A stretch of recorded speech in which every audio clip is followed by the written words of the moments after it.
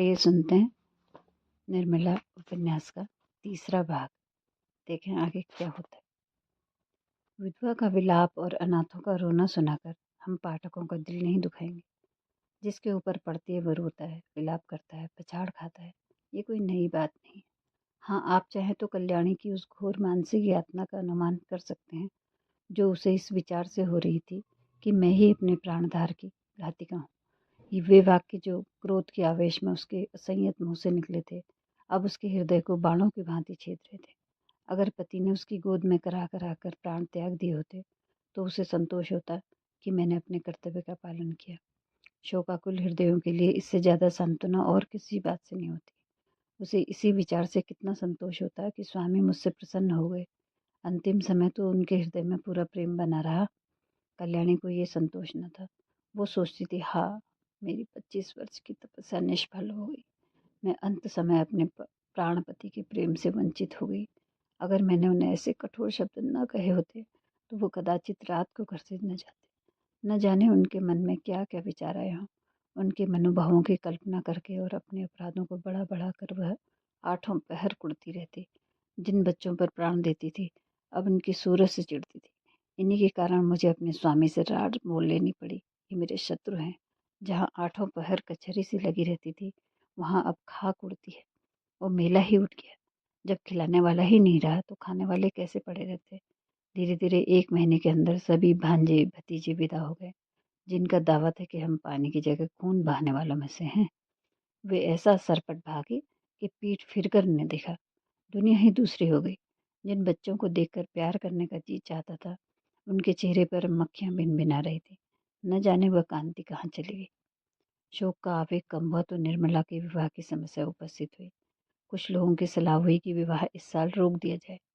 कल्याणी ने कहा, इतनी तैयारियों के बाद विवाह को रोक देने से सबकी अधरा मिट्टी में मिल जाएगा और दूसरे साल फिर यही तैयारी करनी पड़ेगी जिसकी कोई आशा नहीं। विवाह कर देना ही अच्छा है। कुछ लेना देना तो है नहीं। बारातियों के सेवा सत्कार का काफी सामान हो चुका है। विलंब करने में हानि ही हानि है। अतः महाशय भालचंद्र को शोक सूचना के साथ यह संदेश भी भेज दिया गया। कल्याणी ने अपने पत्र में लिखा, इस अनाथिनी पर दया कीजिए और डूबती हुई नाव पार लगाइए। स्वामी जी के मन में बड़ी बड़ी कामनाएं थी किंतु ईश्वर को कुछ और ही मंजूर था। अब मेरी लाज आपके हाथ में है। कन्या आपकी हो चुकी है। मैं आप लोगों की सेवा सत्कार करने को अपना सौभाग्य समझती हूँ। यदि इसमें कुछ कमी हो, त्रुटि पड़े तो मेरी दशा का विचार करके क्षमा कीजिएगा। मुझे विश्वास है कि आप स्वयं इस अनाथिनी की निंदा न होने देंगे। आदि आदि। कल्याणी ने ये पत्र डाक से नहीं भेजा बल्कि पुरोहित से कहा, आपको कष्ट तो होगा पर आप स्वयं जाके ये पत्र दे दीजिए और मेरी ओर से बहुत विनय के साथ कहिएगा कि जितने कम आदमी आए उतना ही अच्छा। यहाँ कोई प्रबंध करने वाला नहीं है। पुरोहित मोटेराम ये संदेश लेकर तीसरे दिन लखनऊ जा पहुंचे। संध्या का समय था।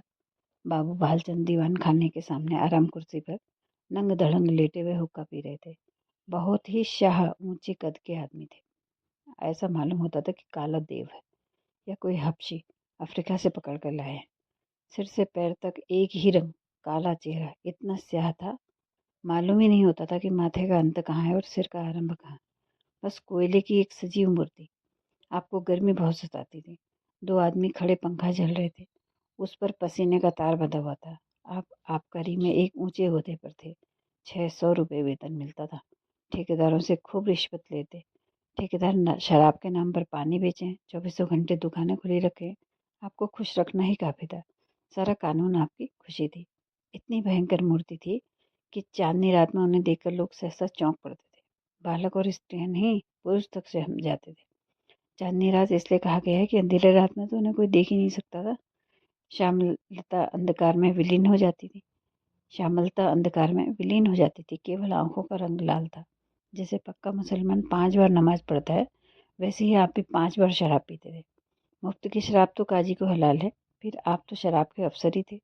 जितनी चाहे पिए, कोई हाथ पकड़ने वाला नहीं था। जब प्यास लगती शराब पी लेते।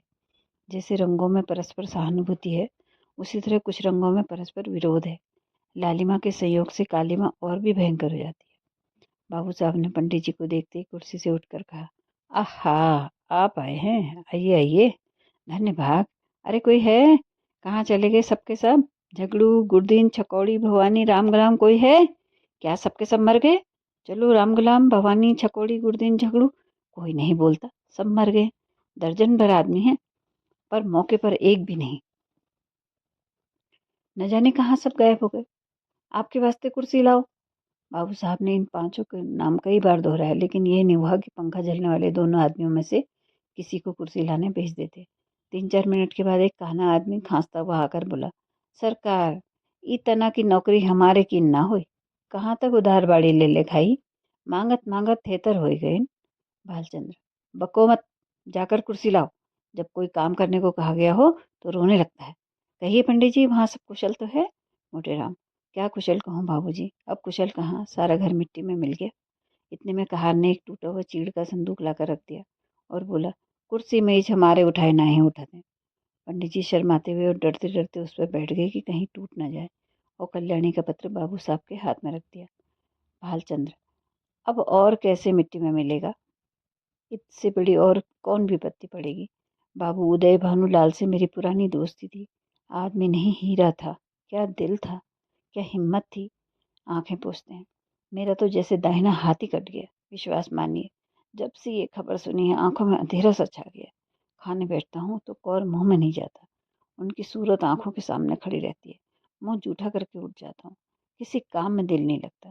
भाई के मरने का रंज भी इससे कम ही होता होगा। आदमी नहीं हीरा था। मोटेराम, सरकार नगर में अब ऐसा कोई रईस नहीं रहा। भालचंद्र, मैं खूब जानता हूँ पंडित जी, आप मुझसे क्या कहते हैं? ऐसा आदमी 1,00,000-2,00,000 में एक होता है। जितना मैं उनको जानता था उतना दूसरा कोई नहीं जान सकता। 2 ही 3 बार की मुलाकात में उनका भक्त हो गया और मरते दम तक रहूंगा। आप समधिन साहब से कह दीजिए मुझे दिली रंज है। मोटेराम, आपसे ऐसी ही आशा थी। आप जैसे सज्जनों के दर्शन दुर्लभ हैं, नहीं तो आज कौन बिना दहेज के विवाह करता है। भालचंद्र, महाराज दहेज की बात ऐसे सत्यवादी पुरुषों से नहीं की जाती। उनसे तो संबंध हो जाना ही लाख रुपए के बराबर। मैं इसको अपना सौभाग्य समझता हूँ। हाँ, कितनी उदार आत्मा थी। रुपये को तो उन्होंने कुछ समझा ही नहीं। तिनके के बराबर परवाह नहीं की। बुरा रिवाज है, बेहद बुरा। बस चले तो दहेज लेने वालों और दहेज देने वालों दोनों को गोली मार दो, चाहे फांसी क्यों ना हो जाए। पूछो, आप लड़के का विवाह करते हैं उसे बेचते हैं? अगर आपको लड़के की शादी में दिल खोलकर खर्च करने का अरमान है तो शौक से कीजिए, लेकिन जो कुछ कीजिए अपने बल पर। ये क्या कि कन्या के पिता का गला रहती नीचता है, घोर नीचता। मेरा बस चले तो इन पाजियों को गोली मार दूं। मोटेराम जी, धन्य हो सरकार, भगवान ने आपको बड़ी बुद्धि दी है। ये धर्म का प्रताप है। मालकिन की इच्छा है कि विवाह का मुहूर्त वही रहे, और तो उन्होंने सारी बातें पत्र में लिख दी हैं। बस आप उबार लें तो हम उबर सकते हैं। इस तरह तो बारात में जितने सज्जन आएंगे उनका सेवा सत्कार हम करेंगे ही, लेकिन परिस्थिति अब बहुत बदल गई है सरकार।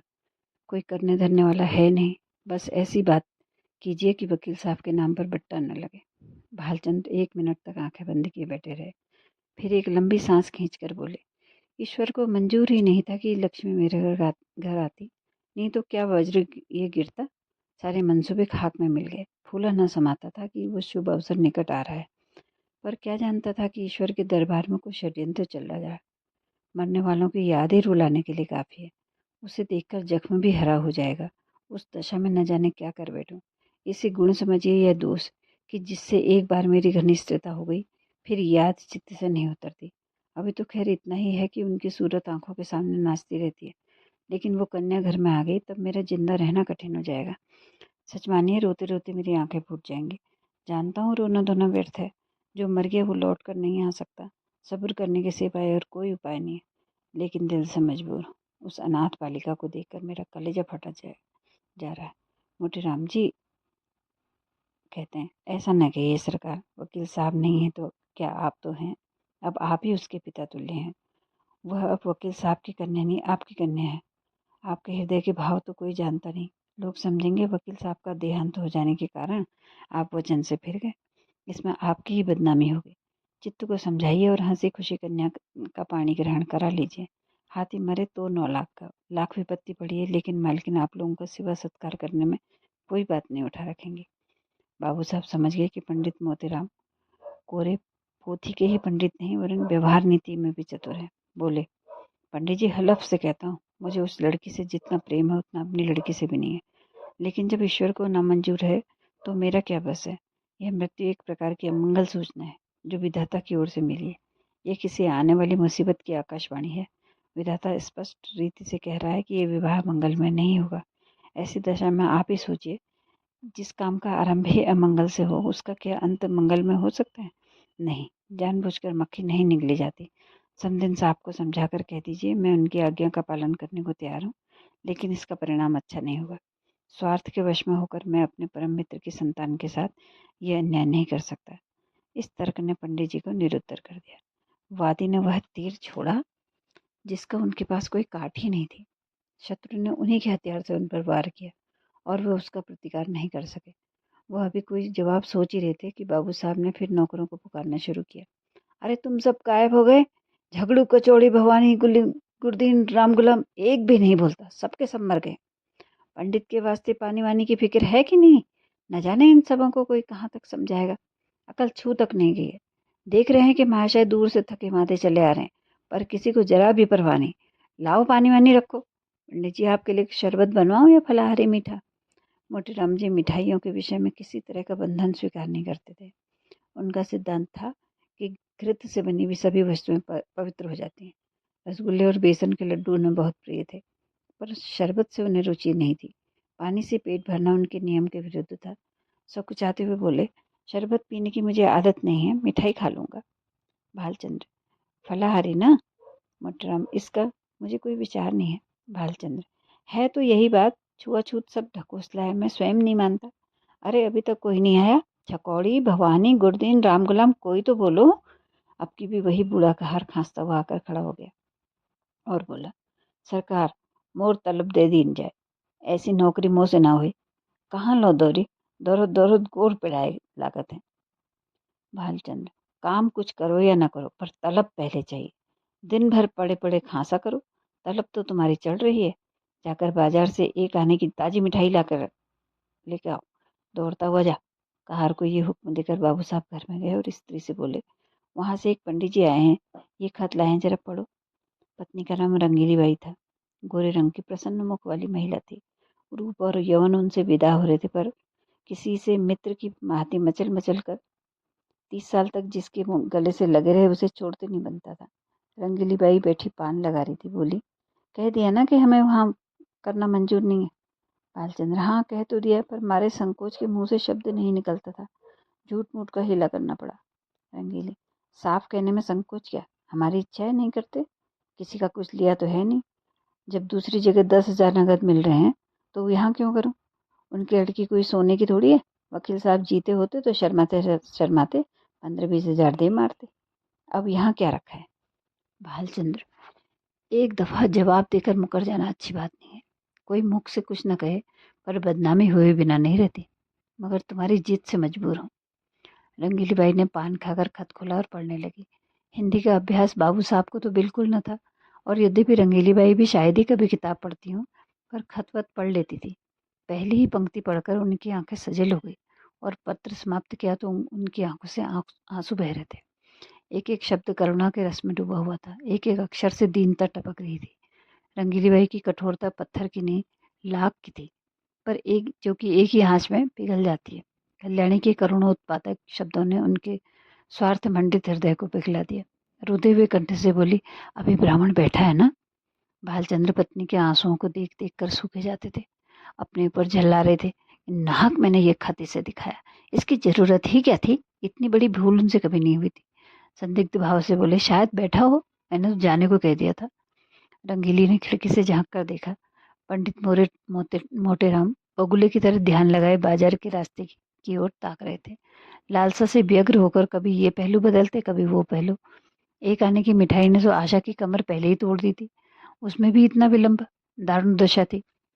उन्हें बैठे देखकर रंगीली बोली, है अभी, जाकर कह दो हम विवाह करेंगे, बेचारी बड़ी मुसीबत में है। भालचंद्र, तुम भी कभी कभी बच्चों की सी बातें करने लगती हो। अभी उससे कह आया हूँ कि मुझे विवाह करना मंजूर नहीं है। एक लंबी चौड़ी भूमिका बांधनी पड़ी। अब जाकर ये संदेश कहूंगा तो वो अपने दिल में क्या कहेगा, जरा सोचो तो। ये शादी विवाह का मामला है, लड़कों का खेल नहीं कि अभी एक बात की अभी पलट गए। भले आदमी की बात न हुई, दिल लगी हो गई। रंगीली, अच्छा तुम अपने मुंह से न कहो, उस ब्राह्मण को मेरे पास भेज दो। मैं इस तरह समझा दूंगी कि तुम्हारी बात भी रह जाए और मेरी भी, इसमें तो कोई आपत्ति नहीं। भालचंद्र, तुम अपने सिवाय सारी दुनिया को नादान समझती हो।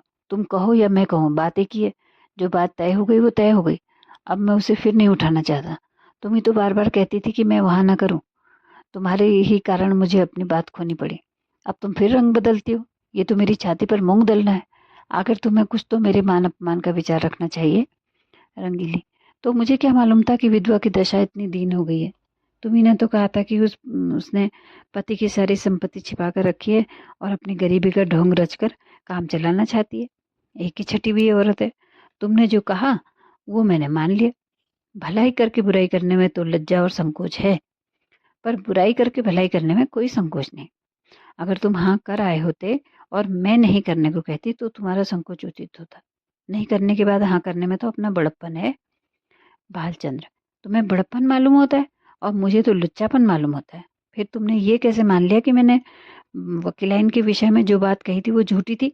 ये पत्र देखकर तुम जैसी खुद सरल हो वैसी ही दूसरों को भी सरल समझती हो। रंगीली, इस पत्र में बनावट की बू तक नहीं। बनावट की बात दिल में चुपती नहीं, उसमें बनावट की गंध जरूर रहती है। भालचंद्र, बनावट की बात ऐसी चुपती है कि सच्ची बात उसके सामने बिल्कुल फीकी मालूम होती है। ये किस्से कहानियां लिखने वाले, जिनकी किताबें पढ़ पढ़ कर तुम घंटों रोती रही, क्या सच्ची बात लिखते हैं? सरासर झूठ का तुमार बांधते हैं। ये भी एक कला ही है। रंगीली, क्यों जी? तुम मुझसे भी उड़ते हो, दाई से पेट छिपाते हो। मैं तुम्हारी बात मान जाती हूँ तो तुम समझते हो इसे चकमा दिया, मगर मैं तुम्हारी एक एक नस पहचानती हूँ। तुम अपना ऐब मेरे सिर मढ़कर खुद बेताब बचना चाहते हो। बोलो, कुछ झूठ कहती हो? जब वकील साहब जीते थे तो तुमने सोचा था कि ठहराव की जरूरत ही क्या है। वह खुद ही जितना उचित समझेंगे देंगे, बल्कि बिना ठहराव के और भी ज्यादा मिलने की आशा होगी। अब वकील साहब का देहांत हो गया तो तरह तरह के हीले हवाले करने लगे। ये भलमान से नहीं, छोटापन है। इसका इल्जाम भी तुम्हारे सिर है। मैं शादी विवाह के नजदीक नहीं जाऊंगी। तुम्हारी जैसी इच्छा हो वैसा करो। ढोंगी आदमियों से मुझे चिढ़ है। जो बात करो सफाई से करो, बुरा हो या अच्छा। हाथी के दांत दिखाने के और खिलाने के और, ऐसी नीति पर चलना तुम्हें शोभा नहीं देता। बोलो, अब भी वहां शादी करते हो या नहीं? भालचंद्र, जब मैं बेईमान, दगाबाज और झूठा ठहरा तो मुझसे पूछना ही क्या? मगर तुम खूब पहचानते हो आदमियों को। क्या कहना है तुम्हारी इस सूझबूझ की? भलाइयां ले लें। रंगीली, हो बड़े हयादार, अब भी नहीं शर्माते। ईमान से कहो, मैंने बात टाल दी कि नहीं? भालचंद्र, अजी जाओ, वो दूसरी औरतें होती हैं जो मर्दों को पहचानती हैं। अब तक मैं यही समझा था कि औरतों की दृष्टि बड़ी सूक्ष्म होती है, पर आज ये विश्वास उठ गया और महात्माओं ने औरतों के विषय में जो तत्व की बातें कही हैं उनको मानना पड़ा।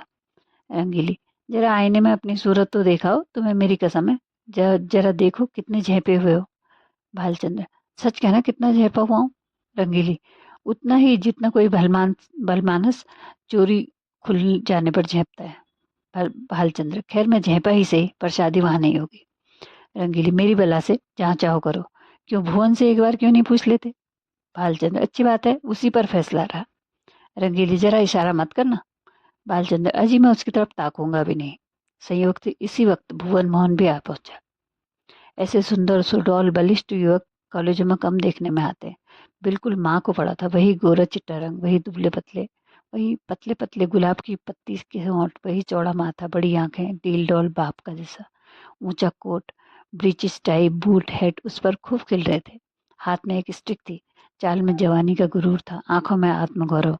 रंगीली ने कहा, आज बड़ी देर लगाई तुमने। ये देखो, तुम्हारी ससुराल से खत आया है। तुम्हारी सास ने लिखा है। साफ साफ बतला दो, अभी तो सवेरा है। तुम्हें वहां शादी करना मंजूर है या नहीं? भुवन, शादी करनी तो चाहिए अम्मा, पर मैं करूंगा नहीं। रंगीली, क्यों? भुवन, कहीं ऐसी जगह शादी करवाइए कि खूब रुपये मिले और न से ही 1 लाख का डॉल हो वहां। वहां अब क्या रखा है? वकील साहब रहे नहीं, बुढ़िया के पास अब क्या होगा? रंगीली, तुम्हें ऐसी बातें मुंह से निकालते शर्म नहीं आती? भुवन, इसमें शर्म की कौन सी बात है? रुपये किसे काटते हैं? लाख रुपए तो लाख जन्म में भी नहीं कमा पाऊंगा। इस साल पास भी हो गया तो कम से कम 5 साल तक रुपए की सूरत नजर नहीं आएगी। फिर 100-200 रुपये महीना कमाने लगूंगा। 500-600 तक पहुंचते पहुंचते उम्र के 3 भाग बीत जाएंगे। रुपये जमा करने की नौबत नहीं आएगी। दुनिया का कुछ मजा नहीं उठा सकूंगा।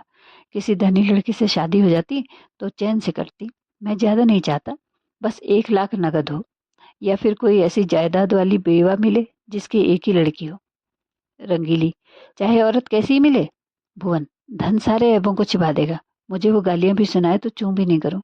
दुधारू गाय की लात किसे बुरी मालूम होती है।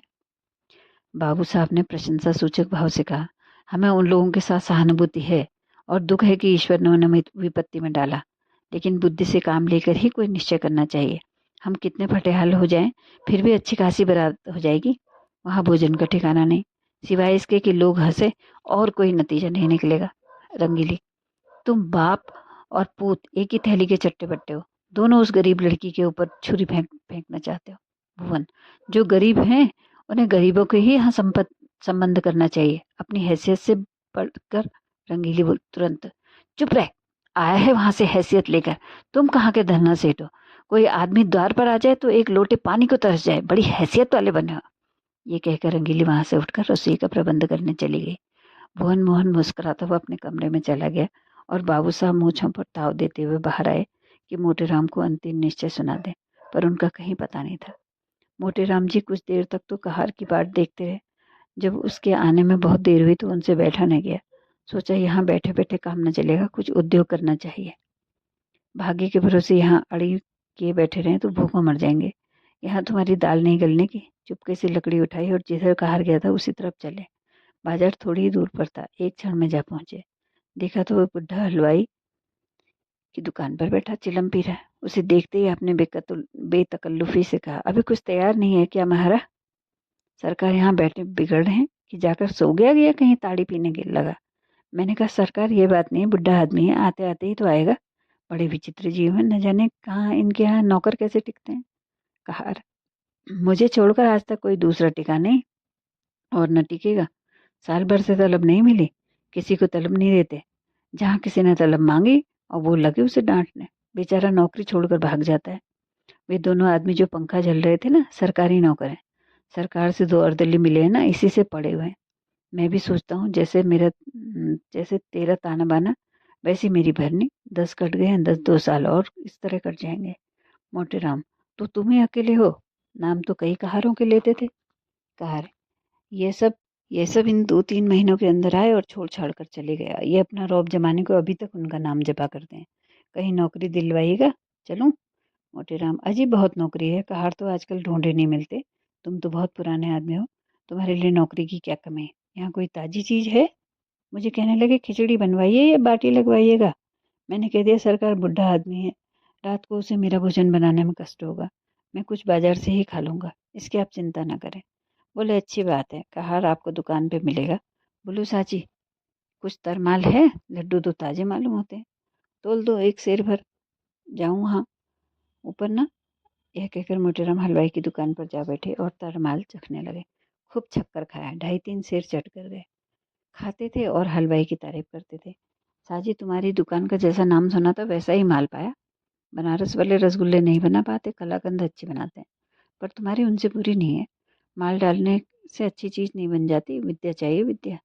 हलवाई खूब खिला रहा उनको। मोटेराम कहने लगे, अच्छा तो नहीं, चलो थोड़ी सी रबड़ी भी दे दो, पाव भर दे दो। चलो।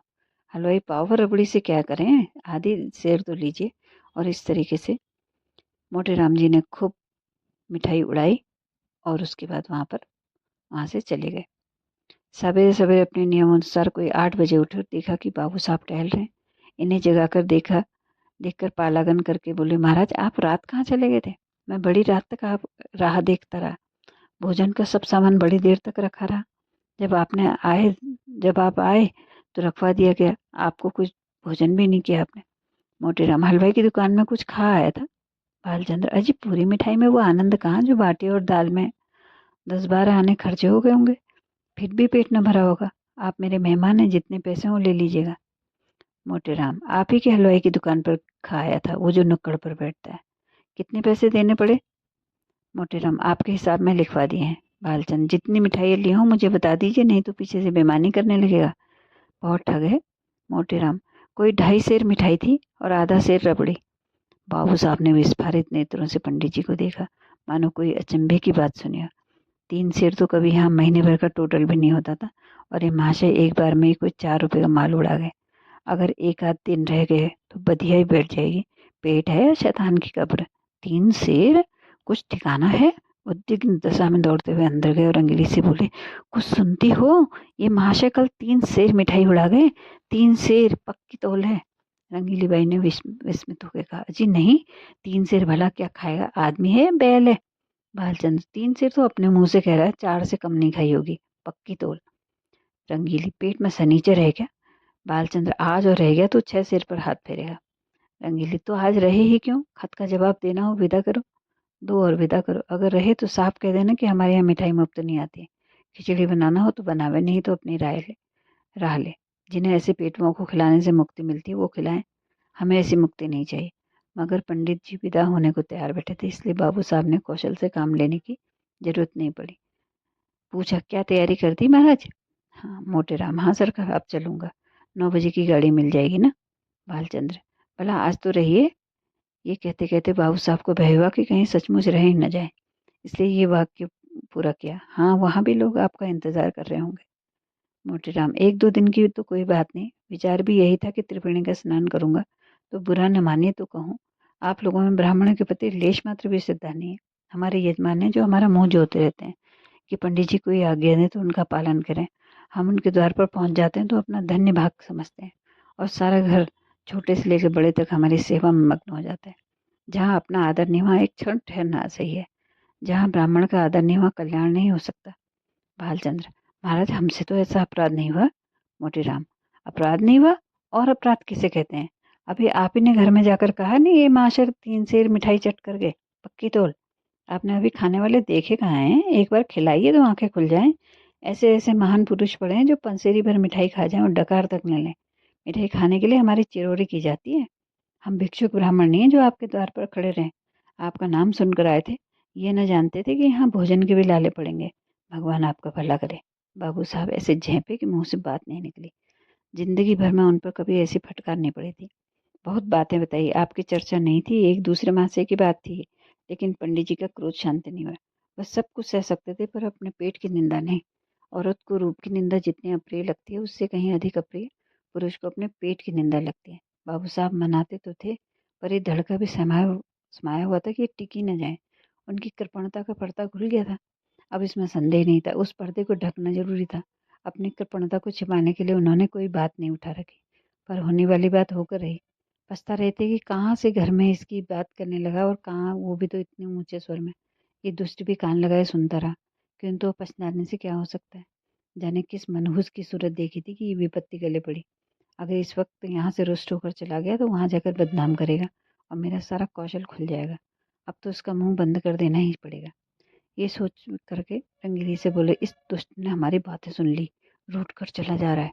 रंगीली, जब तुम जानते थे कि द्वार पर खड़ा है तो धीरे से क्यों नहीं बोले? भालचंद्र, विपत्ति आती है तो कभी अकेले नहीं आती।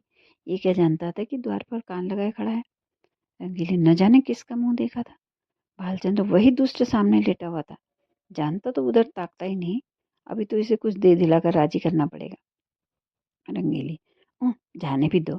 जब तुम्हें विवाह वहां करना ही नहीं तो क्या परवाह, जो चाहे कहे। भालचंद्र, यूं जान न बचेगी, लाओ 10 रुपये विदाई के बहाने दे दूं। ईश्वर फिर इस मनुष्य की सूरत न दिखाए। रंगीली ने बहुत पछताते पछताते 10 रुपये निकाले और बाबू साहब ने उन्हें ले जाकर पंडित जी के चरणों पर रख दिया। पंडित जी ने दिल में कहा, मक्खी चूस कहेगा, ऐसा रगड़ा कि याद ही करोगे। तुम समझते हो कि 10 रुपये देकर उसे उल्लू बना लूंगा? इस फेर में न रहना, यहाँ तुम्हारे नस नस पहचानते हैं। रुपये जेब में रख लिए और आशीर्वाद देकर अपनी राह ली। बाबू साहब बड़ी देर तक खड़े सोचते रहे। मालूम नहीं अब भी मुझे कृपणी समझ रहा है या पर्दा ढक गया, कहीं ये रुपये भी तो पानी में नहीं पड़ गए। तो ये था तीसरा भाग निर्मला कहानी का। जरा लंबा हो गया है, कृपया सुन करके मुझे अवश्य बताएंगे कि कैसा लगा आपको। धन्यवाद, नमस्कार।